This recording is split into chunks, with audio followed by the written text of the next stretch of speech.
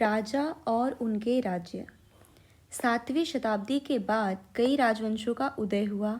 मानचित्र 1 में उपमहाद्वीप के विभिन्न हिस्सों में 7वीं से 12वीं शताब्दी के बीच शासन करने वाले प्रमुख राजवंशों को दिखलाया गया है। 7वीं से 12वीं शताब्दी के बीच के राजवंश इस मैप में दर्शाए गए हैं। हाय एवरीवन, कैसे हैं आप सब। स्वागत है आपका हमारे चैनल रियल पढ़ाई में। इस चैनल में हम करते हैं बहुत ही रियल तरीके से पढ़ाई, word to word, line by line, और रियल सोर्स से पढ़ाई करते हैं एनसीईआरटी की किताबों से। तो पिछले अध्याय में हमने थोड़ा सा ओवरव्यू देख लिया था कि एनसीईआरटी हमें 700 से 1700 की ईस्वी तक की चीज़ें बताने वाली थी। आज हमें एनसीईआरटी 7वीं से 12वीं शताब्दी के बारे में बताएगी। दूसरे अध्याय में क्लास 6 की इतिहास की एनसीईआरटी हमने कंप्लीट कर ली है। अब हम आ गए हैं क्लास 7 के इतिहास की एनसीईआरटी में। अध्याय 1 हमने कंप्लीट कर लिया है, दूसरे अध्याय को आज हम पढ़ेंगे। अगर आपने पिछले वीडियोस नहीं देखे हैं, पिछले चैप्टर्स नहीं कंप्लीट किए हैं, तो मैं आपसे विनम्र निवेदन करूंगी कि आप प्लीज़ जाकर के पहले उन्हें देख लें, क्योंकि एनसीईआरटी का पढ़ाने का अपना एक तरीका है, वह क्रमवार तरीके से पढ़ाते हुए चलती है। जब आप पिछले चैप्टर्स पढ़े हुए होंगे तो अगले चैप्टर्स आपको बहुत अच्छे से समझ में आएंगे, और एनसीईआरटी जिस तरीके से बताना चाहती है उस तरीके से व्यक्तित्व विकास हो सकेगा। तो तैयार हो जाइए आप अपना पेन, ब्लैंक पेपर और ब्लैंक मैप लेकर के। देखते हैं कि एनसीईआरटी इस अध्याय में हमारे लिए क्या खास लेकर के आई है और क्या कुछ नया है इस अध्याय में। तो मेरे साथ बने रहिए, साथ में देखते हैं और सीखते हुए चलते हैं। देखते हैं, अध्याय 2 है राजा और उनके राज्य। तो इस मैप में दिखाया गया है विभिन्न उपमहाद्वीप के विभिन्न हिस्सों में 7वीं से 12वीं शताब्दी के शासन करने वाले प्रमुख राजवंश। देखते हैं कौन कौन से राज्य हैं। मानचित्र में गुर्जर प्रतिहार, राष्ट्रकूट, पाल, चोल और चाहमानों के स्थान का निर्धारण कीजिए। क्या आप आज के उन राज्यों की पहचान कर सकते हैं जिन पर उनका नियंत्रण था? तो पहले तो देखते हैं कि गुर्जर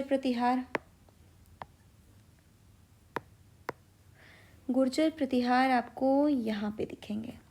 तो ये जो एरिया है वो है गुर्जर प्रतिहार का। दूसरा राष्ट्रकूट यहाँ पे है। तीसरा है पाल यहाँ पे है। चोल यहाँ है। चाहमान जो है वो यहाँ है। और इनके स्थानों का जो निर्धारण है कि आज वो कौन कौन से राज्य हैं। आज आप देखेंगे तो चाहमान ये उत्तर प्रदेश, हरियाणा, इन सब को लेकर के, राजस्थान को लेकर के आता हुआ है। गुर्जर प्रतिहार उत्तर प्रदेश और मध्य प्रदेश को लेकर के, ये बंगाल में पाल जो है बंगाल के एरिया में है। राष्ट्रकूट जो है वो महाराष्ट्र और कर्नाटक के एरिया में आ रहे हैं। चोल जो है वो तमिलनाडु और केरल को मिक्स करके आ रहे हैं। तो ये सब एरिया में ये सब है, ये यहाँ की शक्तियाँ हैं। और ये जो है परिवर्तनशील सीमाएं हैं, ये जो ऐसे ऐसे दी गई हैं कि इन सीमाओं पे मतलब कभी किसी राजा ने युद्ध किया और अपना राज्य, जैसे राष्ट्रकूट ने इनसे युद्ध किया तो अपना राज्य यहाँ तक बढ़ा लिया, इन्होंने युद्ध किया तो ये इधर चले आए, फिर ये इधर चले आए, ये इधर चले आए। तो इस तरीके से जो है वो सीमाएं बदलती रही हैं। तो इस सीमाएं जो हैं कोई बहुत ही ज़्यादा एग्जैक्ट वही नहीं रही हैं कि जो राजनीतिक मैप एक बार बन गया तो वही बना रहे। जैसे जैसे एक दूसरे के राज्य बढ़ते जाते थे वैसे वैसे सीमाएं परिवर्तित होती जाती थी। तो देखते हैं इस मैप की आगे ज़रूरत पड़ेगी। मैप को बहुत अच्छे से लोकेट कर लें, हर स्थान को बहुत अच्छे से देखें। जैसे यहाँ पे एक नाम है सायज, ये है कश्मीर, नेपाल। कन्नौज जो यहाँ है ये बहुत इम्पॉर्टेंट नगर है, ये हमने पहले भी देखा था। इंद्रप्रस्थ जो है ये लोकेट करना है। प्रयाग, बनारस, यहाँ पे चंदेल का राज्य है। गुर्जर प्रतिहार यहाँ पे है। यहाँ अनरटा करके कोई जगह है। मंसूर के अरब यहाँ पे रहते हैं। यहाँ पूर्वी चालुक्य हैं। यहाँ पश्चिमी चालुक्य आपने देखा था, यहाँ ऐहोल जैसी जगह थी, धार्मिक केंद्र था ऐहोल, वहाँ पे दुर्गा मंदिर था। आपने पिछले चैप्टर में पढ़ा होगा अगर आपको याद होगा तो यहाँ पे पूर्वी चालुक्य हैं जो वेंगी के चालुक्य, और यहाँ पे ऐहोल के चालुक्य थे जो पश्चिमी चालुक्य थे। और आपको आगे चल के देखने को मिलेगा कि यहाँ पे गुजरात के भी चालुक्य मिलेंगे। यहाँ पे कलिंग है,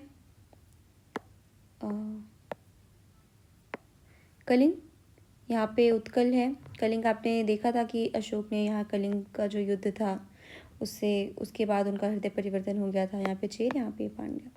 तो ये सारी जगह, यहाँ पे कामरूप है ब्रह्मपुत्र नदी के पास, यहाँ पहाड़पुर है। ये सब प्राचीन टाइम के जो हैं वो सब जगह हैं। ये मान्यखेत जो है ये तो एग्ज़ाम में भी पूछा जा चुका है, ये राष्ट्रकूटों की राजधानी थी। तो इन सबको बहुत अच्छे से लोकेट कर लिए। नदी देख लें कि किस नदी के पास है, कौन सी आसपास से। यहाँ पे गोदावरी नदी है, यहाँ पे कृष्णा नदी है, तो उनके बीच में यहाँ पे मान्यखेत आ रहा है।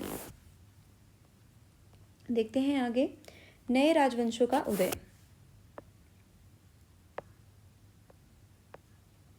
सातवीं सदी आते आते उपमहाद्वीप के विभिन्न भागों में बड़े भूस्वामी और योद्धा सरदार अस्तित्व में आ चुके थे। हमने छठी शताब्दी तक पढ़ लिया था कि गुप्त वंश आए और फिर हर्षवर्धन का काल था। उसी टाइम पे राष्ट्रकूट और गुर्जर प्रतिहार ये सब लड़ाइयाँ कर रहे थे। तो अब सातवीं सदी में क्या था कि बड़े भूस्वामी और योद्धा सरदार अस्तित्व में आ चुके थे। राजा लोग प्रायः उन्हें अपने मातहत या सामंत के रूप में मान्यता देते थे। तो ये जो शब्द हैं मातहत और सामंत, सामंत आप समझ ही चुके हैं कि सामंत कौन होते थे। वो जो उनके सेनापति होते थे और उन्हें भूमि दे दी जाती थी, वेतन के बदले जागीरदारी दे दी जाती थी, तो वो सामंत बन जाते थे। वो कभी कभी स्वतंत्रता भी घोषित कर देते थे। तो ये वही सामंत है, इनको मातहत भी कहा जाता है।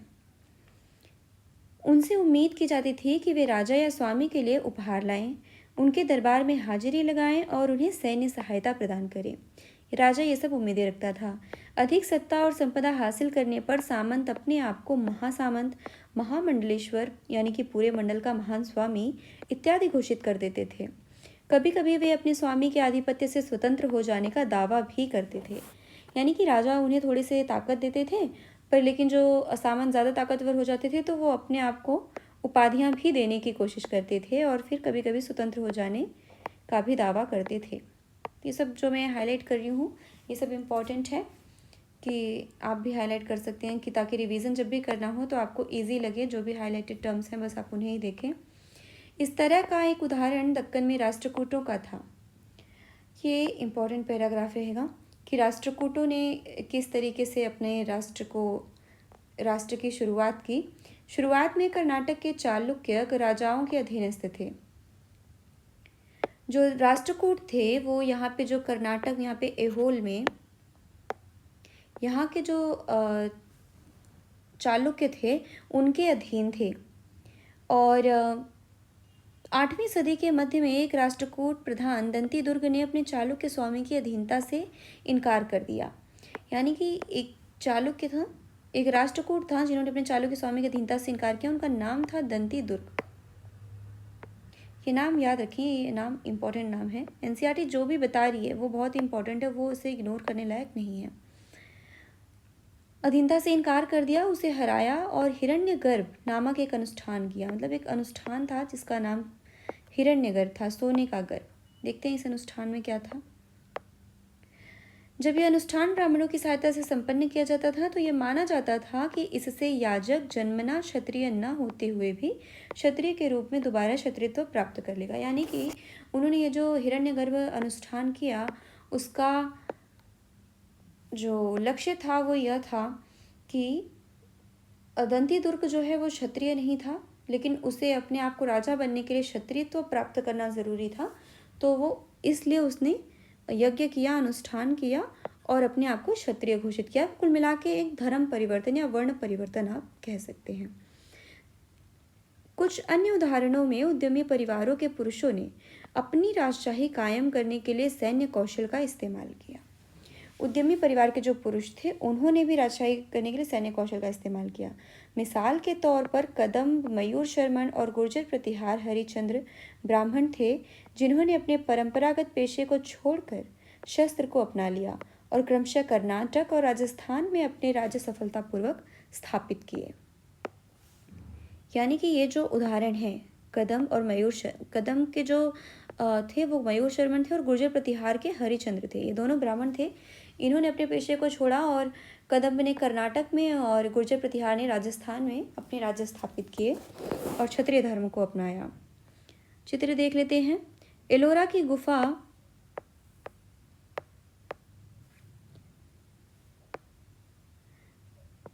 15 का भित्ति चित्र जिसमें विष्णु को नरसिंह अर्थात पुरुष सिंह के रूप में दिखलाया गया है। यह राष्ट्रकूट काल की कृति है। ये जो चित्र है ये राष्ट्रकूट काल की है, इम्पोर्टेंट कृति है, और इसमें विष्णु को नरसिंह के अवतार में दर्शाया गया। तो इसे याद रखना होगा, ये राष्ट्रकूट काल की। यही सब जो एग्जाम में यूपीएससी के आ जाता है, स्टेटमेंट बन जाता है कि राष्ट्रकूट काल की जो कृति है वो एलोरा की गुफा में विष्णु की जो नरसिंह पुरुष के रूप में जो चित्रकला भित्ति चित्र है वो किस काल की है, तो वो राष्ट्रकूट काल की है। ये फेमस कृति है। क्या आपके विचार में उस दौर में एक शासक बनने के लिए क्षत्रिय के रूप में पैदा होना महत्वपूर्ण था? ऑफ कोर्स, हालांकि पैदा नहीं होने पे भी लोग बन जा रहे थे, लेकिन क्षत्रिय होना बहुत ज़रूरी था। धर्म का परिवर्तन, वर्ण का परिवर्तन करना ज़रूरी था। तो अगर क्षत्रिय बन के नहीं भी पैदा हो रहे हैं तो वो इस तरीके की नियम कानून थे, इस तरीके के अनुष्ठान वहाँ पे उपलब्ध थे कि वो खुद को क्षत्रिय घोषित कर सकते थे। इन सभी राज्यों में उत्पादकों अर्थात किसानों, पशुपालकों, कारीगरों से संसाधन इकट्ठे किए जाते थे। इनको अक्सर अपने उत्पादों का एक हिस्सा त्यागने के लिए मनाया या बाध्य किया जाता था। कभी कभी इस हिस्से को लगान मानकर वसूला जाता था, क्योंकि प्राप्त करने वाला भूस्वामी होने का दावा करता था। राजस्व व्यापारियों से भी लिया जाता था। हाँ सॉरी, लगता है मैंने ये पैराग्राफ छोड़ दिया, तो मैं वापस पढ़ाती हूँ। राज्यों में प्रशासन, कि राज्यों में प्रशासन कैसे होता था। इन नए राजाओं में से कईयों ने महाराजा धीराज यानी कि राजाओं का राजा, त्रिभुवन चक्रवर्ती, 3 भवनों का स्वामी और इसी तरह की अन्य भारी भरकम उपाधियां धारण की, लेकिन इस तरह के दावों के बावजूद वो अपने सामंतों और साथ ही साथ किसान, व्यापारी तथा ब्राह्मणों के संगठनों के साथ अपनी सत्ता की साझेदारी करते थे। यानी कि इस टाइम पे उन्होंने इतने बड़े बड़े जो ये उपाधियां धारण की अपने पे, लेकिन इसका मतलब वो था नहीं कि वो उतने मजबूत थे। उन्होंने अपनी सत्ता की साझेदारी की हुई थी, लोगों के कहीं ना कहीं सहयोग से उन्होंने अपना राज्य शासन खड़ा किया हुआ था। वो इतने पराक्रमी थे नहीं। तो उन्होंने क्या किया था कि किसानों, पशुपालकों, तमाम तरीके के जो उत्पादक हैं उनसे संसाधन इकट्ठा करते थे, और वो संसाधन इकट्ठा करने के लिए, उनके उत्पादों का एक हिस्सा त्यागने के लिए उन्हें या तो मनाया जाता था या तो उन्हें फिर जबरन बाध्य किया जाता था। कभी कभी इस हिस्से को लगान मानकर वसूला जाता था, यानी कि लगान या फिर कोई कर जैसे वसूला जाता था, क्योंकि प्राप्त करने वाला भूस्वामी होने का दावा करता था। राजस्व व्यापारियों से भी लिया जाता था। यहाँ पे जो है व्यापारी भी, भूस्वामी भी जो है वो लगान लेता था, और राजस्व व्यापारियों से भी लिया जाता था। सबसे लिया जा रहा है कर, 400 कर। देखते हैं ये क्या है, ये एक इम्पॉर्टेंट टर्म होगा। तमिलनाडु में शासन करने वाले चोल वंश के अभिलेखों में विभिन्न किस्म के करों के लिए 400 से ज़्यादा सूचक शब्द मिलते हैं। सबसे अधिक उल्लिखित कर है वेट्टी, जो नकद की बजाय जबरन श्रम के रूप में लिया जाता है। तो आज का जो इम्पोर्टेंट टर्म है वो है वेट्टी। इसे आपको याद करना है। ये सब जो टर्म्स है वो पूछे गए हैं। वेट्टी क्या है? वेट्टी जो है बेकार, यानी कि जबरन श्रम के रूप में लिया गया है, यानी कि जबरन श्रम या कदमाई के भू राजस्व थे। मकान पर छाजन डालने पर लगने वाले कर, खजूर या ताड़ के पेड़ पर चढ़ने के लिए सीढ़ी के इस्तेमाल पर लगने वाला कर, पारिवारिक संपत्ति का उत्तराधिकार हासिल करने के लिए लगने वाले कर इत्यादि भी उल्लेख मिलता है।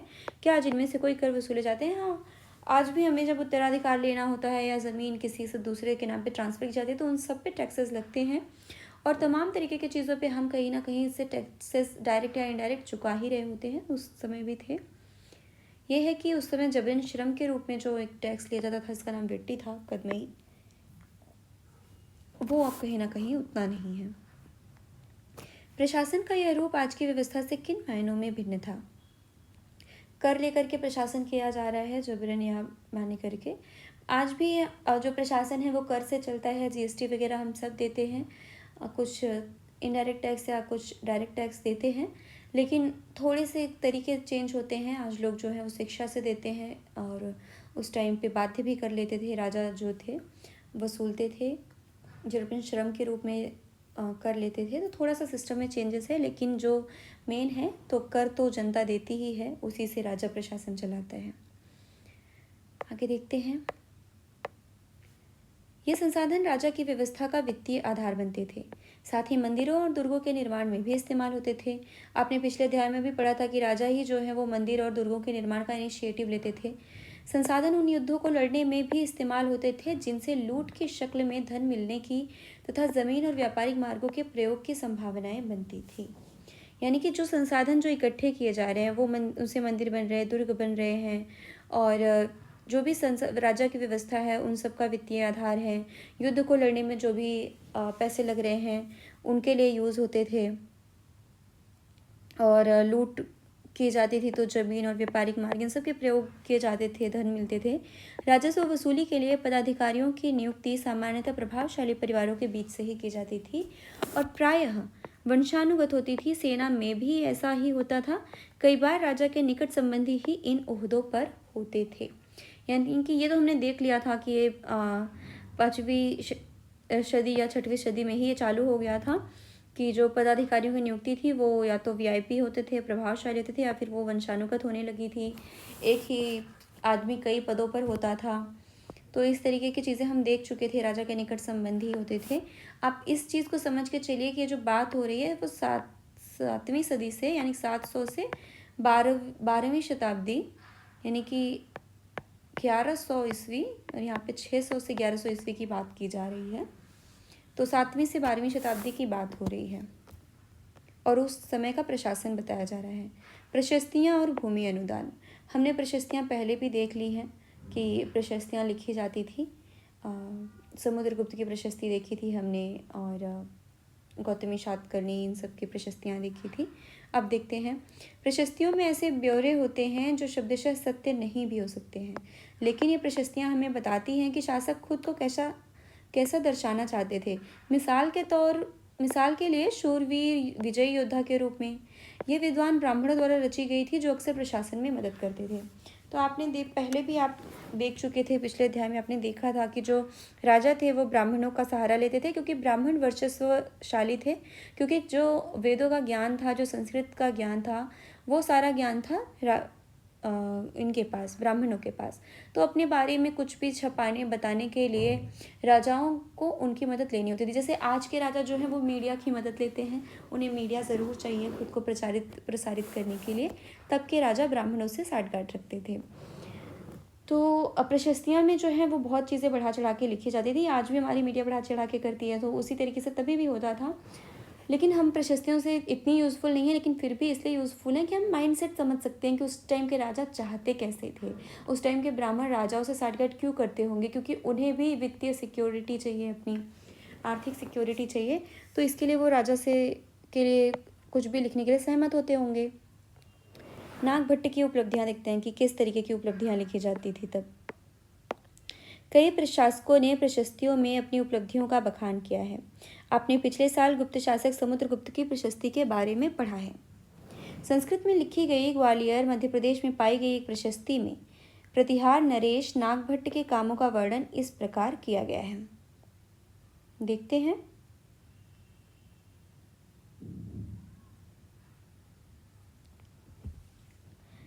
आंध्र, सैंधव, विदर्भ, महाराष्ट्र का एक हिस्सा, सैंधव यानी कि सिंध, और कलिंग, उड़ीसा का एक हिस्सा के राजा उनके आगे तभी धराशायी हो गए जब वे राजकुमार थे। यानी कि उनके लिए ग्वालियर में नागभट्ट की जो प्रशस्ति लिखी गई है, संस्कृत में लिखी गई है, और ये ग्वालियर मध्य प्रदेश में है। ये बता रहे हैं कि आंध्र के, यानी कि यहाँ इस एरिया के, और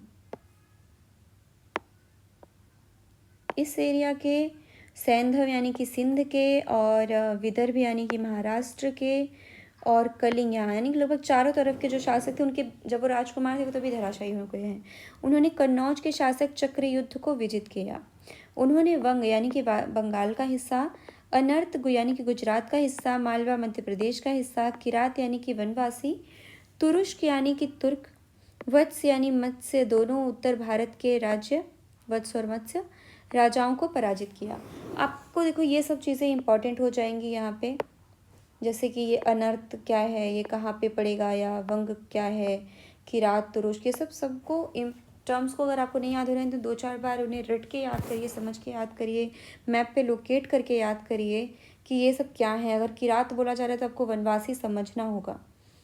तो इसे आपकी प्रैक्टिस पे ये डिपेंड करता है।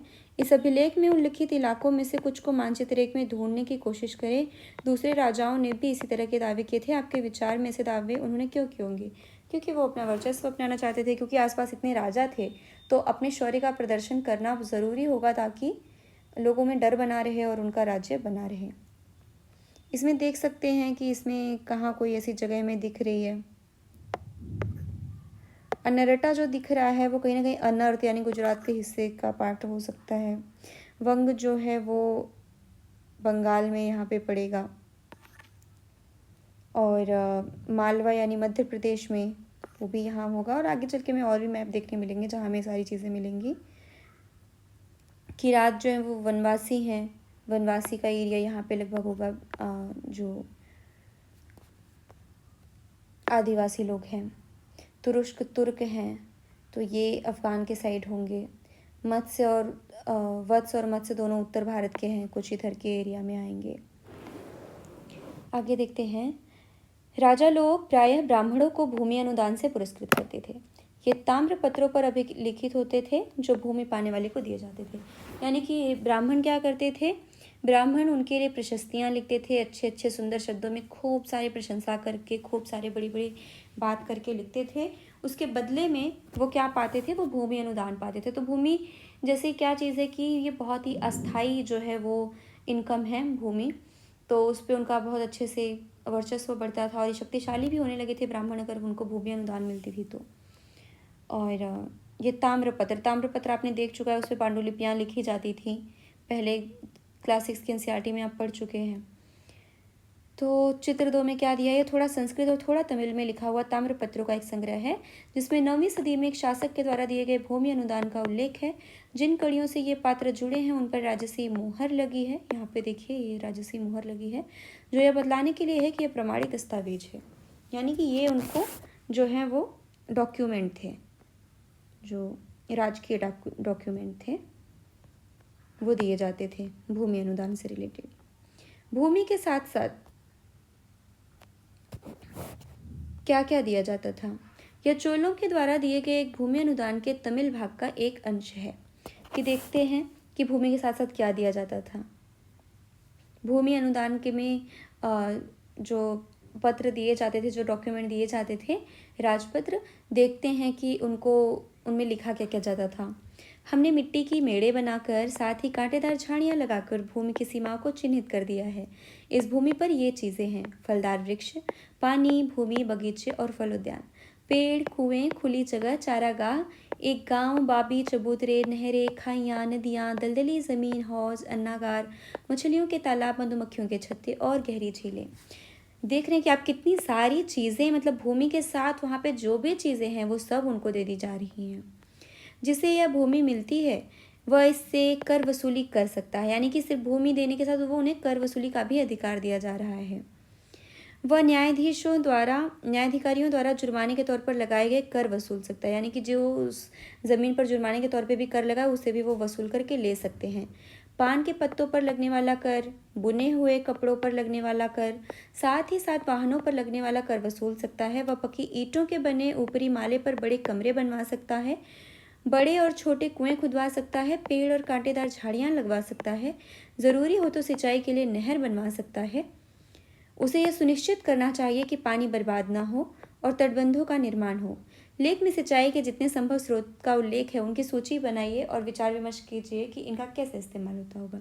तो आप देख सकते हैं कि कितने सारे अधिकार भूमि देने के साथ ही दिए जा सकते हैं। और साथ ही इन सब लेखों से हमें थोड़े से इतिहास के लिए सामग्री भी मिल जाती है कि उस टाइम पे कुएं खोदे जाते थे, कांटेदार झाड़ियाँ लगवाई जाती थी क्योंकि सीमाओं को चिन्हित करने के लिए, मेड़े बनाई जाती थी, हौज बनाए जा रहे हैं, नहरें बन रही हैं और ये सारी चीज़ें बन रही हैं, तालाब बन रहे हैं सिंचाई के लिए, नहर वगैरह। तो ये सारी जो चीज़ें अपने नोट कर सकते हैं। सिर्फ आप एक ऑब्जर्वेशन करना है कि उस टाइम पे क्या क्या होता था। ऊपरी माले के ऊपर मतलब कमरे बन रहे हैं, तो इस टाइप का वहाँ पे विजुअलाइज करिए कि उस टाइम में लोग कैसे, किस तरीके से चीज़ें कर रहे थे, कैसे नहर खुदवा रहे हैं। और पानी को बचाने की बात कही गई है उस टाइम पर भी, क्योंकि शायद उस एरिया में पानी की कमी होगी, क्योंकि ये चोलों का जो है उनका दिया गया भूमि का अंश, भूमि के जो राजपत्र है उसका अंश दिया गया है। तो यहाँ का जो एरिया आप देखेंगे कि चोल राजवंश का, तो कावेरी नदी के पास तो थोड़ा उपजाऊ ज़मीन है, लेकिन इधर का जो एरिया है वो सूखा है थोड़ा। आगे देखते हैं, 12वीं शताब्दी में एक बृहद संस्कृत काव्य भी रचा गया जिसमें कश्मीर पर शासन करने वाले राजाओं का इतिहास दर्ज है। इसे कल्हड़ नामक एक रचनाकार द्वारा रचा गया। ये भी बहुत इंपॉर्टेंट है। कल्हड़ ने जो राजतरंगिणी लिखा है, मैं आपको बता दे रही हूँ, राजतरंगिणी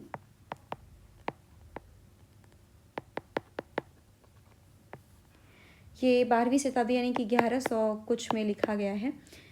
इसमें कश्मीर पर शासन करने वाले, मतलब क्रमवार तरीके से लगभग कश्मीर पर जिन राजाओं ने शासन किया है, मुक्तापीड करके ऐसे करके कुछ कुछ शासक हैं, उन सबको उसमें लिखा गया है। तो ये एक ऐतिहासिक ग्रंथ है और इसलिए बहुत इंपॉर्टेंट ग्रंथ है, इसलिए इसका जिक्र किया जा रहा है। और इन सबसे क्वेश्चन बनते हैं। एनसीईआरटी में जो भी पैराग्राफ अगर किसी भी एक चीज़ को समर्पित है तो उसे आप थोड़ा ध्यान से पढ़िए। कल्हड़ ने अपना वृत्तांत लिखने के लिए शिलालेखों, दस्तावेजों, प्रत्यक्षदर्शियों के वर्णनों और पहले के इतिहासों समेत अनेक तरह के स्रोतों का इस्तेमाल किया। यानी कि जो कल्हड़ थे वो कवि जो थे, उस टाइम के जो दरबार के कवि तो थे ही, लेकिन वो एक इतिहासकार भी थे कि जो बहुत अच्छे तरीके से पूरा स्टडी करके, पूरा अध्ययन करके शिलालेखों का या जो भी ऐतिहासिक सामग्री उन्हें मिली है उसके आधार पर उन्होंने इतिहास लिखने की, कश्मीर का इतिहास लिखने की कोशिश की थी। एक बहुत ही प्रशंसनीय काम।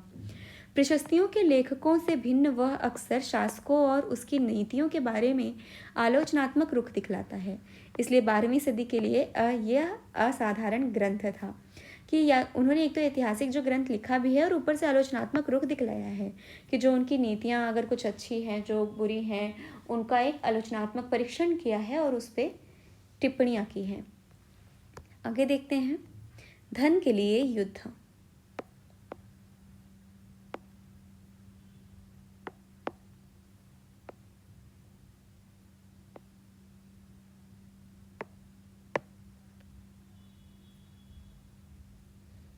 देखते हैं,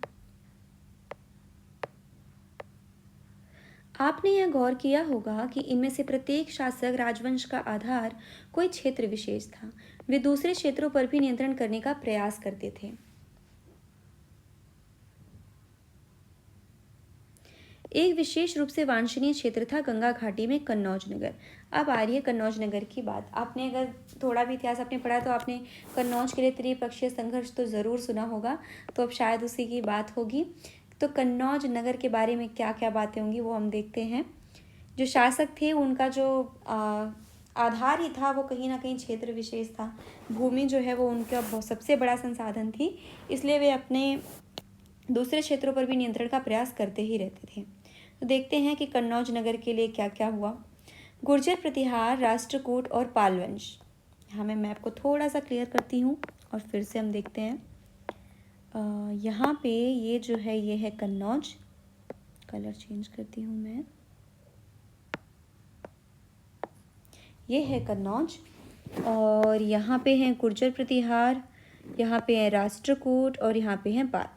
यानी कि ये तीनों सदियों तक कन्नौज के ऊपर नियंत्रण को लेकर आपस में लड़ते रहे। यानी कि ये तीनों की लड़ाई जो है घमासान होती रही यहाँ पे। चूँकि इस लंबी चली लड़ाई में 3 पक्ष थे, इसलिए इतिहासकारों ने प्रायः इसकी चर्चा त्रिपक्षीय संघर्ष के रूप में की है। मैंने बोला ना त्रिपक्षीय संघर्ष, तो कन्नौज का ये फेमस है। तो ये जो आपको टाइमिंग का बहुत ध्यान रखना कि किस युग में हुआ है। तो लगभग ये हम 7वीं से 12वीं शताब्दी की बात कर रहे हैं। तो ये टाइम पीरियड आपको हमेशा दिमाग में रखना है कि हम किस काल में चल रहे हैं। शासकों ने बड़े मंदिरों का निर्माण करवाकर भी अपनी सत्ता और संसाधनों का प्रदर्शन करने का प्रयास किया। यानी कि अपने संसाधनों का प्रदर्शन करने का प्रयास करने के लिए वो या तो प्रशस्ति लिखाते थे, दूसरे क्षेत्रों पर आक्रमण करते थे, उन पर नियंत्रण करते थे और मंदिर वगैरह भी बनवाते थे ताकि उनका प्रदर्शन हो सके। इसलिए जब वे एक दूसरे के राज्यों पर आक्रमण करते थे तो मंदिरों को भी अपना निशाना बनाते थे, जो कभी कभी बहुत अधिक संपन्न होते थे। तो आपने बहुत सुना होगा कि हमारे मंदिरों को विदेशी आकर के लूट लेते थे या बार बार मंदिरों पर हमला होता था। कितने सारे मंदिर तोड़े गए हैं। तो मंदिर क्यों तोड़े गए हैं? क्योंकि मंदिर जो थे वो बड़े बड़े मंदिर जो हैं वो राजा के पराक्रम को और उनके संसाधन यानी कि संपन्न होने को दर्शाता था। राजा बहुत बड़े बड़े मंदिर बनवाते थे अपने जो है समृद्धि को दर्शाने के लिए। तो मंदिरों को तोड़ दिया जाता था, जैसे आज सैटेलाइट्स पे हमले होते हैं ताकि क्षति पहुंचाई जा सके। तो उस टाइम पे एक तो मंदिर जो थे हमारे शुरू से ही बहुत शक्तिशाली मंदिर रहे हैं, बहुत ही वर्चस्वशाली समृद्ध मंदिर रहे हैं। उनके पास बहुत पैसा भी होता था, लोग दान भी करते थे। आपने पिछले अध्याय में पढ़ा भी है कि लोग सोना चांदी सब कुछ दान करते थे। तो कहीं ना कहीं मंदिर इसलिए आकर्षण का केंद्र होते थे। अफगानिस्तान के गजनी का महमूद ऐसा ही एक शासक है। उसने धार्मिक पूर्वाग्रह से प्रेरित होकर उपमहाद्वीप पर 17 बार हमला किया। उसका निशाना थे संपन्न मंदिर, जिसमें गुजरात का सोमनाथ मंदिर भी शामिल था। महमूद जो धन उठा ले गया, उसका बहुत बड़ा हिस्सा गजनी में एक वैभवशाली राजधानी के निर्माण में खर्च हुआ। तो यानी कि उसने 17 बार हमला किया था, और उसमें सिर्फ सोमनाथ के मंदिर पे ही नहीं, गुजरात के अन्य मंदिरों पर भी हमला किया था और वहाँ से काफ़ी धन ले गया।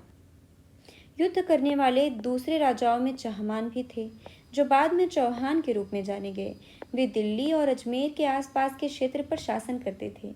उन्होंने पश्चिम और पूर्व की ओर अपने नियंत्रण क्षेत्र का विस्तार करना चाहा।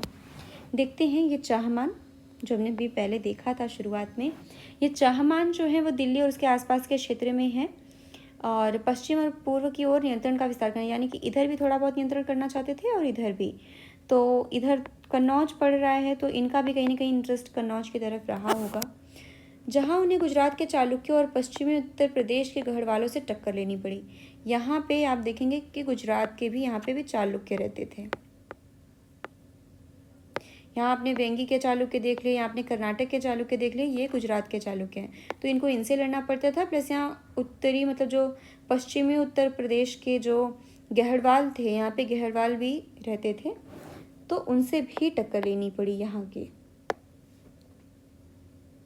चहमान शासक पृथ्वीराज तृतीय, और जिससे सुल्तान मोहम्मद गोरी नामक अफगान शासक को 1191 में हराया, लेकिन दूसरे ही साल 1192 में उसके हाथों हार गया।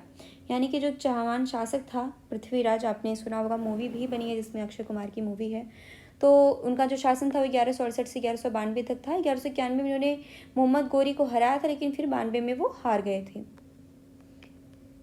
इन सब चीज़ को जो है एनसीईआरटी में डिटेल में बताएगी, पर अभी वो हमें एक छोटी छोटी कहानियाँ बता रही है, फिर आगे हमें डिटेल में बताते चलेगी। मानचित्र 1 को दोबारा देखिए और विचार विमर्श कीजिए कि चहमानों ने अपने इलाके का विस्तार क्यों करना चाहा होगा। क्यों करना चाहो? क्योंकि वो भी संसाधन संपन्न होना चाहते थे, वो भी भूमि चाहते थे कि उनके पास एक बहुत विशाल साम्राज्य हो, बड़ा क्षेत्र हो और आगे बढ़े, स्थायित्व आए। चोल राज्य नज़दीक से एक नज़र। अब हम देखेंगे चोल राज्य।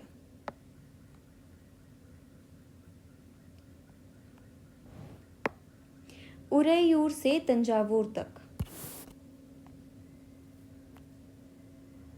थोड़ा सा मैप क्लियर करती हूँ। यहाँ पे दूसरा मैप भी है जो चोल राज्य को बताएगा, और ये जो बात कर रहे हैं वो बात कर रहे हैं यहाँ उरैयूर और तंजावुर। ध्यान से अगर आप देखेंगे तो ये 2 केंद्र हैं। चोल वंश सत्ता में कैसे आया? कावेरी डेल्टा में मुट्टरियार नाम से प्रसिद्ध एक छोटे से मुखिया परिवार की सत्ता थी। तो ये कहानी को ध्यान से थोड़ा देखते हैं कि ये मुट्टरियार करके एक छोटे से मुखिया परिवार की सत्ता थी, यानी कि गांव वगैरह थे। यहाँ पे आप देखेंगे ये है कावेरी नदी, तो यहाँ पे कहीं इनका रहा हुआ घर। मुखिया थे, वे कांचीपुरम के पल्लव राजाओं के मातहत थे। मातहत यानी सामंत। इसलिए जो भी एनसीईआरटी यूज़ कर रही है ना टर्म्स, उनको बहुत ध्यान से पढ़ते चलिए। उरैयार के ये कांचीपुरम पल्लव राजाओं के, यहाँ पे कांचीपुरम जो है हमने जो देखा था कुछ कुछ यहाँ पे कांचीपुरम था, जो हम पिछले मैप में हमने पढ़ा था। तो कांचीपुरम में पल्लव राजाओं का राज्य था और उसके वो सामंत थे जिनका नाम था मुट्टरियार। उरैयार के चोल वंशीय प्राचीन मुखिया परिवार के विजयालय ने 9वीं सदी के मध्य में मुट्टरियारों को हराकर इस डेल्टा पर कब्जा जमाया। यानी कि उरैयूर के जो ये उरैयूर है, यहाँ पर एक मुखिया, दूसरे मुखिया थे जिनका नाम था विजयालय, और ये चोल वंशीय थे। मतलब चोल वंश आपने देखा होगा कि शुरुआत में 300 ईसा पूर्व में ही था। 1700-1800 साल पहले। तो उस चोल वंशीय थे, वहाँ के जो मुखिया परिवार था उसका नाम था विजयालय। ये बहुत इंपॉर्टेंट नाम है, जैसे दंती दुर्ग का नाम आपने पढ़ा वैसे ही विजयालय भी इम्पॉर्टेंट है, जिससे कि कदम में आपने महेंद्र वर्मन इन सबको देखा। तो इन्होंने क्या किया कि इन्होंने मुट्टरीयार को हरा दिया और इस डेल्टा पर कब्जा कर लिया। उसने वहाँ तंजावुर शहर और निशुम्भ सूदनी देवी का मंदिर बनाया। तब उन्होंने क्या है, तंजावुर शहर का यहाँ पे बसाया और एक मंदिर बनाया निशुम्भ सूदिनी का। किसने? विजयालय ने। अब ये चोल वंशीय, तो यहाँ से चोल वंश यहाँ से उत्पन्न हो रहा है कि वो एक शहर बसा रहा है, इसका नाम है तंजावुर, और वो रहने वाला था उरैयूर का। ये है मैप मैंने आपको डिटेल में यहाँ पे दिखा दिया है। यहाँ पे आप ध्यान से देखते चलिएगा कि जो भी मैप को बहुत ध्यान से देखना जरूरी है कि यहाँ पे ये दक्षिण कलिंग है, यहाँ वेंगी है, यहाँ पे काकतीय वंश है, यहाँ पे नोलाम वादी है, चोल है, यहाँ वनवासी, जो किरात की बात हो रही थी, किरात और वनवासी वो कर्नाटक के रहने वाले थे। गंगावादी यहाँ पे है, यहाँ पे पांड्य है, मदुरई है, और यहाँ पे यादव वंश है, यहाँ पे चालुक्य है विक्रमादित्य के अंतर्गत, यहाँ पे कल्याणी है, कल्याणी के भी चालुक्य, कर्नाटक के चालुक्य को ही कल्याणी के चालुक्य कहा जाता है। ये है कल्याणी। तो ये सब जो है इनको अच्छे से लोकेट करके रखिए कि किस कहाँ पे कौन सी जगह पे है कल्याणी, वेंगी कहाँ पे है, कदम्ब जो है यहाँ पे बदामी के चालुक्य हो गए। कल्याणी के 5 तरीके के चालुक्य थे, वो आगे चल के आपको समझ में आएगा। ये चोल राज्य और उसके पड़ोसी हैं। तो इन मैप को अगर आपको नहीं है तो आप स्क्रीनशॉट ले सकते हैं, या तो मैं क्लियर कर देती हूँ, और अगर आपकी बुक है तो बहुत अच्छे से लोकेट करिए। ब्लैंक मैप लिया है तो आप लोकेट करके उनको रखिए। जहाँ पे आपको वीडियो लगे कि स्लो हो रही है तो वहाँ पे फास्ट कर लीजिए, जहाँ पे आपको लगे पॉज करना है तो आप अपने हिसाब से पॉज कर सकते हैं। विजयालय के उत्तराधिकारियों ने पड़ोसी इलाकों को जीता और उसका राज्य अपने क्षेत्रफल तथा शक्ति दोनों रूपों में बढ़ता गया। यानी कि जो विजयालय के उत्तराधिकारी थे वो भी मजबूत थे, उन्होंने अपने राज्य को क्षेत्रफल में भी बढ़ाया और शक्ति में भी बढ़ाया। दक्षिण और उत्तर के पांड्यन और पल्लव के इलाके उस राज्य का हिस्सा बन गए। यानी कि यहाँ पे ये जो पांड्य हैं दक्षिण, और यहाँ पे लगभग ये पांड्य का हिस्सा और ये इधर पे पल्लव का हिस्सा, बहुत चोल जो है एक बड़ा राज्य बन गया। राजराज प्रथम, ये एक बहुत फेमस राजा हैं जिन्होंने बड़े मंदिर वगैरह बनाए हैं अच्छे। वो मंदिर भी पूछ लिए जाते हैं यूपीएससी के द्वारा। जो सबसे शक्तिशाली चोल शासक माना जाता है राजराज प्रथम 985 में राजा बना और उसी ने इनमें से ज़्यादातर क्षेत्रों पर अपने नियंत्रण का विस्तार किया। उसने साम्राज्य के प्रशासन का भी पुनर्गठन किया। राजराज के पुत्र राजेंद्र प्रथम, ये भी भैया बहुत प्रतापी राजा थे, और इन्होंने तो विदेश में भी युद्ध यात्राएं की थी। उसकी नीतियों को जारी रखा और उसने गंगा घाटी, श्रीलंका तथा दक्षिण पूर्व एशिया के देशों पर हमला भी किया। तो राजेंद्र जो हैं उनके बेटे उनसे भी पराक्रमी निकले, लेकिन सबसे ज़्यादा जो शक्तिशाली राजा था वो राजराज प्रथम, क्योंकि किसी राज्य को शुरू करना बहुत ज़्यादा पराक्रम की बात होती है। शुरू करके अगर मिल जा रहा है और उसके बाद आप जारी कर रहे हैं, हालांकि वो भी अच्छी चीज़ है कि अगर मेंटेन करके रख पा रहे हैं, लेकिन शुरू करना बहुत ज़्यादा ही पराक्रम की बात हो जाती है।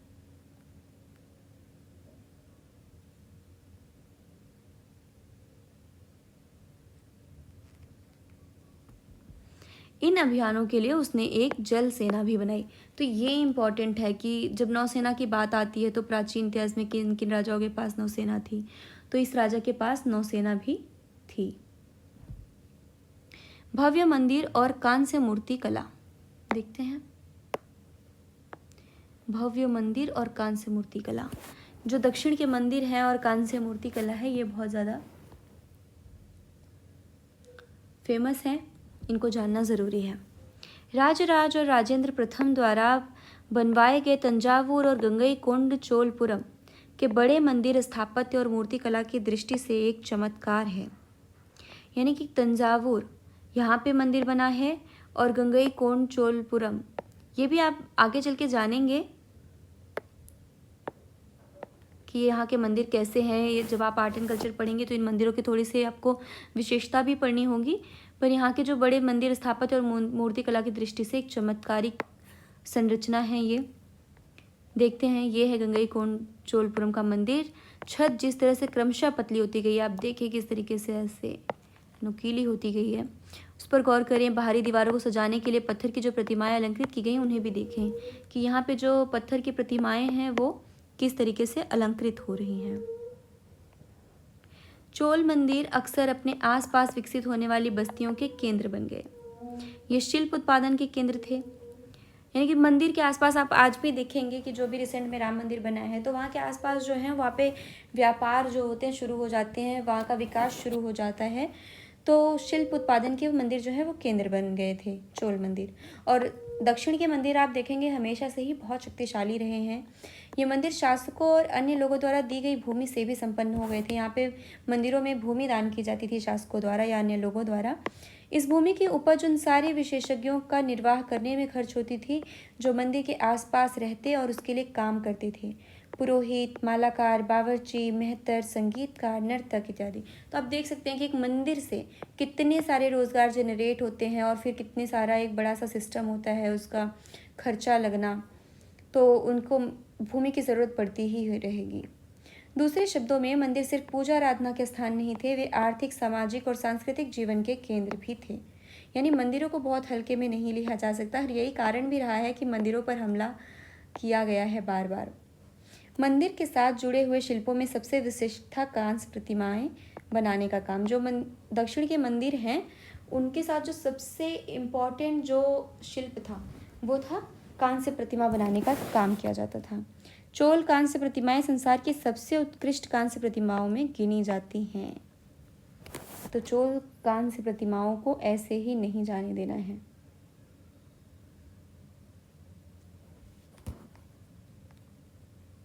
ज़्यादातर प्रतिमाएं या तो देवी देवताओं की होती थी, लेकिन कुछ प्रतिमाएं भक्तों की भी बनाई गई।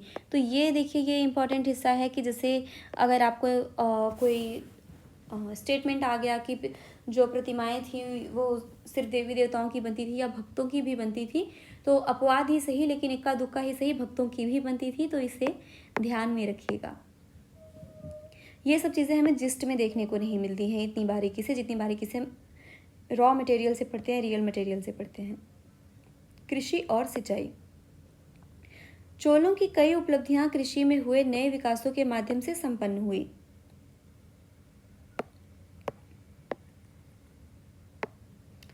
कृषि में हुए नए विकासों के माध्यम से संपन्न हुई। मानचित्र 2 देखिए। गौर कीजिए कि कावेरी नदी बंगाल की खाड़ी में मिलने से पहले कई छोटी छोटी शाखाओं में बढ़ जाती है।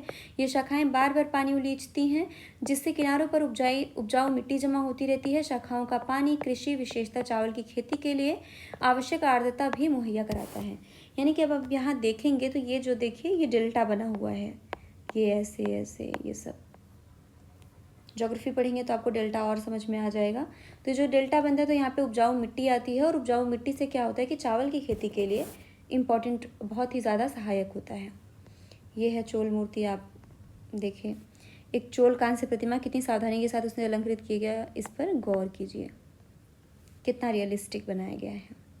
हालांकि तमिलनाडु के दूसरे हिस्से में कृषि पहले ही विकसित हो चुकी थी, पर 5वीं या 6ठी सदी में आकर ही इस इलाके में बड़े पैमाने पर खेती शुरू हो पाई। यानी कि शुरुआत पहले ही हो गई थी, पर इस टाइम पे खेती बड़े पैमाने पर हुई क्योंकि सिंचाई के साधन आ गए थे। कुछ इलाकों में जंगलों को साफ किया जाना था और कुछ दूसरे इलाकों में ज़मीन को समतल किया जाना था। डेल्टा क्षेत्रों में बाढ़ को रोकने के लिए तटबंध बनाए जाने थे और पानी को खेतों तक ले जाने के लिए नहरों का निर्माण होना था। कई क्षेत्रों में एक साल में 2 फसलें उगाई जाती थी। कई जगहों पर फसलों की सिंचाई कृत्रिम रूप से करना ज़रूरी था। सिंचाई के लिए कई पद्धतियां अपनाई जाती थी। कुछ इलाकों में कुएं खोदे गए, कुछ अन्य जगहों में बारिश के पानी को इकट्ठा करने के लिए विशाल सरोवर बनाए गए। स्मरण रहे कि सिंचाई के काम की योजना की ज़रूरत होती है। सिंचाई के काम में योजना की ज़रूरत होती है, जैसे श्रम और संसाधनों को व्यवस्थित करना, इन कामों की देखरेख करना और यह तय करना कि पानी का बंटवारा कैसे किया जाए। ज़्यादातर नए शासकों, साथ ही साथ गांव में रहने वाले लोगों ने इन गतिविधियों में सक्रिय रूप से दिलचस्पी दिखाई। यानी कि सिंचाई को बहुत ही ज़्यादा गंभीर तरीके से लिया गया, सीरियस इशू के तरीके पे लिया गया और उस पर काम किया गया। उस पर नए नए जो है वो आविष्कार किए गए कृत्रिम तरीके से भी, चाहे सिंचाई की गई, चाहे डैम्स बनाए जा रहे हैं, सरोवर बन रहे हैं, कुएँ खोदे जा रहे हैं। रहट वगैरह का आप पढ़ चुके हैं कि रहट वगैरह का आविष्कार हो चुका था। और सिंचाई में इतना दिलचस्पी क्यों ले रहे थे शासक, क्योंकि कर जो मिलता था उन्हें वो खेती से मिलता था, और खेती अच्छी हो, कर उन्हें ज़्यादा मिले, तो इसके लिए सिंचाई होना सुनिश्चित करना पड़ेगा कि सिंचाई भी अच्छी हो। 9वीं शताब्दी तमिलनाडु का एक जलद्वार हौज से नदी की शिखाओं में पानी के प्रवाह को इसके जरिए नियंत्रित किया जाता था। इस पानी से खेत सींचे जाते थे। जलद्वार प्रारंभिक रूप से एक लकड़ी या धातु बांध है जो आमतौर पर पानी के स्तर को नियंत्रित और नदियों और नहरों में दर प्रवाह को संचालित करता है। तो ये देखिए, ये जलद्वार बना हुआ है और जो कि पानी के स्तर को भी बताएगा, जैसे यहाँ पे और यहाँ पे नियंत्रित करने का उनका अपना तरीका रहता है। साम्राज्य का प्रशासन कैसा होता था, तो अभी हम थोड़ा बहुत ओवरव्यू ले चुके हैं। अब थोड़ा डिटेल में देखते हैं कि अच्छा प्रशासन कैसा होता था उस टाइम। अभी तुमने राज्य का प्रशासन देखा, साम्राज्य का प्रशासन किस प्रकार संगठित था। किसानों की बस्तियां जो उर कहलाती थी कि सिंचित खेती के साथ बहुत समृद्ध हो गई। और आपने देखा था कि जो सभा होती थी वो ब्राह्मणों की नहीं, ब्राह्मणों की तो सभा होती थी जो विशिष्ट ब्राह्मण थे, लेकिन जो छोटे किसानों की थी उनकी सभा को हम उर कहते थे। तो उनकी किसानों की बस्तियों को अब उर कहा जाने लगा। इस तरह के गाँवों के समूह को नाडू कहा जाने लगा। इसमें बहुत सारे उर हैं, बहुत सारे किसानों की बस्तियां हैं, उनको पूरे समूह को समूहित रूप से नाडू कहा जाने लगा। ग्राम परिषद और नाडू न्याय करने और कर वसूलने जैसे कई प्रशासनिक कार्य करते थे। यानी कि ग्राम परिषद और नाडू, यानी कि जो ये उर थे, छोटी छोटी बस्तियां, जो गांव थे, उनके समूह जो नाडू थे, वो न्याय भी करते थे, कर भी वसूलते थे और कई प्रशासनिक कार्य करते थे छोटे तौर पे। जैसे आज के हमारे गाँव करते हैं, उनके प्रधान करते हैं, हमारी भी ग्राम परिषद होती है, वैसे ही। धनी किसानों को केंद्रीय चोल सरकार की देखरेख में नाडू के कामकाज में अच्छा खासा नियंत्रण हासिल था। यानी जो धनी किसान थे वो नाडू की जो सभाएं होती थी, जो इसमें फैसला करने वाले जो मेंबर होते थे, उनमें इनका वर्चस्व बहुत अच्छे से था, धनी किसानों का। उनमें से कई धनी भूस्वामियों को चोल राजाओं ने सम्मान रूप में मूवेंदेलन, यानी कि 3 राजाओं को अपनी सेवाएं प्रदान करने वाला वेलन या किसान, अरैयार प्रधान जैसी उपाधियां दी और केंद्र में महत्वपूर्ण राजकीय पद सौंपे। यानी कि वो वहाँ पे जो महत्वपूर्ण नाडू में भी रहने वाले जो धनी किसान थे, किसानों की भी सभा में जो धनी किसान थे, उनको राजाओं ने क्या किया कि उपाधियां दी, मूवेंदेलन जैसी, या तो वेलन उन्हें बोला गया, वेलन या को किसान बोला जाता है, अरैयार यानी कि प्रधान जैसी उपाधियां दी थी। मूवेंदार हम पहले भी पढ़ चुके हैं, जो कि चोल चेर पांड्य को विकसित रूप से कहा जाता था, 3 शासकों को। वैसे ही यहाँ पे मूवेंदेलन बोला जाता है, जो कि तीनों राजाओं को अपनी सेवाएं देते थे। भूमि के प्रकार, ये जो बॉक्सेस बने हैं ये तो बहुत ही इंपॉर्टेंट है, इनको तो रट्टा मार लीजिएगा। चोल अभिलेखों में भूमि की विभिन्न कोटियों का उल्लेख मिलता है। सब पहला एक वेल्लन वगाई, गैर ब्राह्मण किसान भूमि, किसान की भूमि मतलब जो किसान है लेकिन ब्राह्मण नहीं है, उसकी भूमि को हम क्या कहते हैं, वेल्लन वगाई। वेलन मतलब किसान होता है, वगाई मतलब कि जो किसान नहीं है। ब्रह्मदेय क्या है, ब्राह्मणों को उपहार में दी गई भूमि। जो ब्राह्मणों को उपहार में भूमि दी जा रही है, राजा देते थे अपनी प्रशस्तियाँ लिखाने के बदले में, उपहार में भूमि देते थे, उन्हें ब्रह्मदेय कहा जाता था। शाला भोग, किसी विद्यालय के रखरखाव के लिए भूमि। शाला मतलब जैसे पाठशाला बोलते हैं, तो शाला से आप जो है कनेक्ट कर सकते हैं कि शाला भोग के लिए जो भूमि दी गई उसे शाला भोग कहा गया। देवदान, यानी कि इसको तो देवदान समझ के लग रहा था कि मंदिरों को उपहार में दी गई भूमि, और इसका दूसरा नाम है तिरुनमट्टकनी। तो इसे रट लीजिएगा, वेल्लन वगाई और तिरुनमट्टकनी। मट्टकनी यानी मंदिर का ऐसा कुछ रिलेट करके आप जैसे भी याद कर सके। पल्लित चंदम जैन संस्थानों को दान में दी गई भूमि। तो ये कुछ नया टर्म है, पल्लित चंदम जैन संस्थानों को दान में दी गई भूमि है ये। तो इनको लिख करके आप याद कर लें, स्क्रीनशॉट ले लें, जैसे भी आपको इम्पोर्टेंट लगे वैसे कर लें। हमने देखा है कि ब्राह्मणों को समय समय पर भूमि अनुदान या ब्रह्मदेय प्राप्त हुआ। परिणाम स्वरूप कावेरी घाटी और दक्षिण भारत के दूसरे हिस्सों में ढेरों ब्राह्मण बस्तियां अस्तित्व में आ गई। कि जब ब्राह्मणों को बहुत सारी भूमि दान में मिलने लगी तो यहाँ पे बहुत सारे ब्राह्मण बसने लगे, इसलिए यहाँ पे बहुत सारे मंदिर भी हैं। प्रत्येक ब्रह्मदेय की देखरेख प्रमुख ब्राह्मण भूस्वामियों की एक सभा द्वारा की जाती थी। ये सभाएं बहुत कुशलतापूर्वक काम करती थी। इनके निर्णय शिलालेखों में प्रायः मंदिरों की पत्थर की दीवारों पर ब्यौरेवार दर्ज किए जाते थे। नगरम के नाम से ज्ञात व्यापारियों के संघ भी अक्सर शहरों में प्रशासनिक कार्य संपादित करते थे।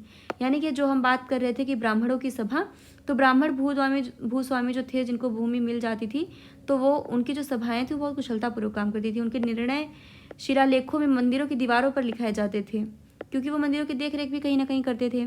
एक दूसरी जो सभा थी वो थी नगरम। ये व्यापारियों का संघ था और वो भी प्रशासनिक कार्य वो शहरों में संपादित करते थे। यानी गाँव में तो ब्राह्मण देख रहे हैं, जो ब्राह्मण किसान हैं, जो बहुत ज़्यादा वेल्दी हैं, या फिर जो वैसे ही ब्राह्मण हैं जिन पर राजाओं का हाथ है। और लेकिन शहरों के जो प्रशासनिक कार्य हैं वो व्यापारी, कहीं ना कहीं जो ऐसे जो वर्चस्वशाली व्यापारी होंगे, उन्होंने अपनी नगरम नामक सभा बना करके रखी है और वो वहाँ से निर्णय लेते हैं। तमिलनाडु के चिंगलपुट जिले के उत्तर मेरूर से प्राप्त अभिलेखों में इस बात का सविस्तार वर्णन है कि ब्राह्मणों की सभा का संगठन कैसा था। ये जो लाइन है कि चिंगलपुट जिले के उत्तर मेरूर से प्राप्त अभिलेख में इस बात का सविस्तार वर्णन है कि ब्राह्मणों की जो संगठन सभा था वो एक्चुअली उसका प्रकृति क्या थी। सिंचाई के कामकाज, बाग बगीचों, मंदिरों इत्यादि की देखरेख के लिए सभा में विभिन्न समितियां होती थी। इनमें सदस्यता के लिए जो लोग योग्य होते थे उनके नाम ताल पत्र के छोटे टिकटों पर लिखे जाते थे और मिट्टी के बर्तन में रख दिए जाते थे, और किसी छोटे लड़के को हर समिति के लिए एक के बाद एक टिकट निकालने के लिए कहा जाता था। यानी कि जो कामकाज है वो लॉटरी सिस्टम चलता था यहाँ पे। कहीं ना कहीं आप अगर देखेंगे तो लॉटरी से लोगों का ये डिसाइड किया जा रहा है कि कौन किस विभाग को देखेगा। आज भी अगर हम अपने सुप्रीम कोर्ट के जजों में देखें तो किसको कौन सा केस आवंटित किया जाए, तो उसमें भी थोड़ी थोड़ी कुछ लॉटरी सिस्टम्स जैसा ही होता है, या फिर उनके ऊपर डिपेंड करता है। तो वहाँ पे किस बाग बगीचे की कौन देखरेख करेगा, मंदिरों की देखरेख कौन करेगा, सिंचाई का काम कौन देखेगा, तो उसके लिए किसी छोटे लड़के को एक टिकट निकाल के ये निश्चय किया जाता था। क्या आपको लगता है कि महिलाएं इन सभाओं में हिस्सेदारी करती थी? क्या आप समझते हैं कि समितियों के सदस्यों के चुनाव के लिए लॉटरी का तरीका उपयोगी होता है? तो देखा जाए तो उस वक्त जो शुरुआत थी, लॉटरी का तरीका कितना उपयोगी होगा, एक तो झगड़ा बंद नहीं होगा, सबको स्वीकारना होता है, लेकिन लॉटरी का तरीका उतना भी सफल नहीं होगा, क्योंकि किसके पास किस तरीके की विशेषज्ञता है उसके आधार पर उसको वो काम दिए जाएँ तो वो ज़्यादा सक्सेस होगा। औरतें उनमें सभाओं में हिस्सेदारी करती थी कि नहीं करती थी, ये तो अभी आगे चल के एनसीईआरटी में बताएगी। अभी तक तो औरतों का उल्लेख नहीं हुआ है, ब्राह्मणों का ही उल्लेख हुआ है। देखते हैं अभिलेख और लिखित सामग्री। उत्तर मेरूर अभिलेख के अनुसार सभा की सदस्यता, देखते हैं इस सदस्यता के लिए क्या क्या चाहिए। सभा की सदस्यता के लिए इच्छुक लोगों को ऐसी भूमि का स्वामी होना चाहिए जहां से भू राजस्व वसूला जाता है। पहली बात तो उनके पास भूमि होनी ज़रूरी है जहां से वसूला जा सके कर। उनके पास अपना घर होना चाहिए। उनकी उम्र 35 से 70 के बीच होनी चाहिए। उन्हें वेदों का ज्ञान होना चाहिए। उन्हें प्रशासनिक मामलों की अच्छी जानकारी होनी चाहिए और ईमानदार होना चाहिए। यदि कोई पिछले 3 सालों में किसी समिति का सदस्य रहा है तो वह किसी और समिति का सदस्य नहीं बन सकता, यानी कि 3 साल के बाद उसे थोड़ा सा रुकना पड़ेगा। जिसने अपने संबंधियों के खाते जमा नहीं कराए हैं वह चुनाव नहीं लड़ सकता। यानी कि जो चुनाव होता था उनका, पर वो सदस्यता के लिए चुनाव नहीं लड़ सकता अगर उन्होंने अपना संपत्ति का विवरण नहीं दिया है तो। अभिलेखों में राजाओं और शक्ति संपन्न पुरुषों के बारे में तो जानकारी मिलती है, लेकिन यह जानना खासा मुश्किल है कि साधारण मर्दों और औरतों का जीवन इन राज्यों में कैसा था। 12वीं शताब्दी की तमिल कृति पेरिया पूर्णम से एक उदाहरण है। यानी कि औरतों के बारे में जानकारी मिलना मुश्किल हो रहा है, साधारण लोगों के बारे में जानकारी मिलना मुश्किल हो रहा है, क्योंकि जो पढ़े लिखे लोग थे वो सिर्फ वर्चस्वशाली राजा के बारे में ही लिख रहे हैं और अपने बारे में ही लिख रहे हैं। अडनूर की सरहदों पर फूस की पुरानी छाजनों वाली छोटी छोटी झोपड़ियों से अंटा पड़ा पुलाया क्या है? एक ऐसा समूह जिसे ब्राह्मण और विल्लाल प्रतिष्ठित समाज के बाहर मानते थे। यानी कि ये जो कम प्रतिष्ठित एक ऐसा समुदाय है जिसे ब्राह्मण और विल्लाल जो कम प्रतिष्ठित मानते थे उस बाहर मानते थे। लोगों का एक छोटा सा पुरवा था पुलाया, जिसमें ओछे किस्म के पेशों में लगे खेतीहर मजदूर रहते थे। चमड़े की पट्टियों से घिरे हुए झोपड़ियों के अहातों में छोटे मुर्गियों झुंडों में घूमते रहते थे। गहरे रंग के बच्चे जो काले लोहे के कंगन पहने हुए थे छोटे पिल्लों को उठाए उछलते चल रहे थे। मारुदू पेड़ों की छाया में एक मजदूरनी ने अपने बच्चे को चमड़े की एक चादर पर सुला दिया। आम के पेड़ भी थे जिनकी शाखाओं पर नगाड़े लटके हुए थे और नारियल के पेड़ों के नीचे जमीन से बने छोटे गड्ढों में छोटे सिरों वाली कुतिया पिल्लों को दूध पिलाने के बाद लेटी हुई थी। लाल कलगी वाले मुर्गों ने पौ फटने से पहले तगड़े पुलाया का बहुवचन को यानी कि पुलैयार को दिन के काम पर जाने की हाँक लगाते हुए बांग दे दी। धान कूटती लहरदार बालों वाली पुलाया स्त्रियों के गाने की आवाज़ रोजाना कांची वृक्ष की छाया में फैलती थी। यानी कि जो छोटे लोग हैं, जो औरतें हैं, उनका जीवन जो है वो बहुत ही साधारण और देखा जाए तो बहुत ही संघर्षपूर्ण जीवन दिख रहा है। तो यहाँ पे जो टर्म है वो है पुलाया, वो याद रखना है। पेरिया पूर्णम जो एक कृति है वो देखनी है। क्या इस पूर्वे में कुछ ब्राह्मण थे? जितनी तरह की गतिविधियाँ चल रही थी उनका वर्णन करो। आपके ख्याल से अभिलेखों में इन सब का उल्लेख क्यों नहीं किया गया है? क्या इनमें कोई ब्राह्मण है? ऐसा तो लग नहीं पा रहा है कि इनमें कोई ब्राह्मण हैं। इनमें खेतिहर मजदूर हैं, छोटे मजदूर हैं, तो कहीं ना कहीं ब्राह्मणों के होने की संभावना बहुत कम है। तो एनसीईआरटी ये बताने की कोशिश करिए कि आप ध्यान दीजिए कि ब्राह्मणों की बस्तियां अलग जगह पे हो रही हैं और बाकी छोटे जाति की बस्तियां दूसरे जगह पर बस रही हैं। अभिलेखों में इन सब का उल्लेख क्यों नहीं किया गया? क्योंकि जाहिर सी बात है, कोई राजा, कोई जो भी वर्चस्वशाली इंसान है वो अपने बारे में लिखेगा, वो कुरूपता से बचता है, वो सिर्फ अपने शासन की सुंदरता को बताएगा। कल्पना कीजिए आप एक सभा के चुनाव में मौजूद हैं, जो कुछ आप देख रहे हैं और सुन रहे हैं उसका वर्णन कीजिए। तो ये आप अपने दिमाग से सोच सकते हैं कि आप सभा में हैं तो चुनाव कैसे हो रहा है, लॉटरी सिस्टम से हो रहा है, उनकी खाते वगैरह देखे जा रहे हैं, उनकी योग्यता देखी जा रही है। तो ये सभी सोचना है। बीच शब्द क्या थे? इंपॉर्टेंट सामंत आप जानते हैं, मंदिर, नाडू, सभा। नाडू जो था वो बहुत सारे उर यानी कि जो छोटे छोटे गांव थे, किसानों की बस्तियां, उनसे मिलकर के बनता था। सभा जो थी वो ब्राह्मणों की सभा थी। जोड़े बनाओ। गुर्जर प्रतिहार कहाँ रहते थे? गुर्जर प्रतिहार रहते थे यहाँ गुजरात और राजस्थान में। राष्ट्रकूट कहाँ रहते थे? पश्चिमी दक्कन में रहते थे। पाल बंगाल में रहते थे। चोल तमिलनाडु में रहते थे। त्रिपक्षीय संघर्ष में लगे तीनों पक्ष कौन कौन से थे? गुर्जर प्रतिहार थे, राष्ट्रकूट थे और पाल थे। तो ये याद रखना है। चोल साम्राज्य में सभा की किसी संपत्ति का सदस्य बनने के लिए आवश्यक शर्तें क्या थी? तो वो वापस से आप जाकर के देख सकते हैं कि 35 से 70 वर्ष का होना, भूमि का स्वामी होना, उस भूमि पे कर आना, 3 साल तक अगर समिति में सेवा दे चुके हैं तब नहीं होंगे, खाते का विवरण देना। चामानों के नियंत्रण में आने वाले 2 प्रमुख नगर कौन से थे? दिल्ली और उसके आसपास का एरिया यानी इंद्रप्रस्थ। राष्ट्रकूट कैसे शक्तिशाली बन गए थे? ये सामंत थे, पहले दंदी दुर्ग की बात थी और उन्होंने अपने आप को जो स्वतंत्र घोषित कर लिया था चालुक्यों के तहत। नए राजवंशों ने स्वीकृति हासिल करने के लिए क्या किया? उन्होंने ब्राह्मणों का सहारा लिया और अपनी प्रशस्तियाँ लिखवाई। तमिल क्षेत्र में किस तरह की सिंचाई व्यवस्था का विकास हुआ? कृत्रिम सिंचाई का भी विकास हुआ, कुआं, तालाब, नहरें। चोल मंदिरों के साथ कौन सी गतिविधियाँ जुड़ी हुई थी? प्रशासनिक, आर्थिक, सभी प्रकार की गतिविधियाँ जुड़ी हुई थी। कांस्य शिल्प जो केंद्र थे वो कांस्य शिल्प का। मानचित्र को दोबारा देखें और तलाश करें कि जिस प्रांत में आप रहते हैं उसमें कोई पुरानी राजशाहियाँ थी या नहीं। ये सब आपके खुद के सोचने के काम हैं। जिस तरह के पंचायती चुनाव आज हम देखते हैं उसमें उत्तर मेरूर के चुनाव किस तरह से अलग थे। तो ये आप थोड़ा सा एक्सरसाइज कर सकते हैं अपने आप से कि आज जो चुनाव हो रहे हैं पंचायत वगैरह के, उस टाइम पे जो हो रहे थे वो चुनाव से कैसे अलग हैं या क्या हैं। बहुत खासा तो मिलते जुलते ही हुए हैं, लॉटरी सिस्टम वगैरह थोड़ा सा अलग है। इस अध्याय में दिखाए मंदिरों से अपने आसपास के किसी मौजूदा मंदिर की तुलना करें जो समानताएं हैं अंदर।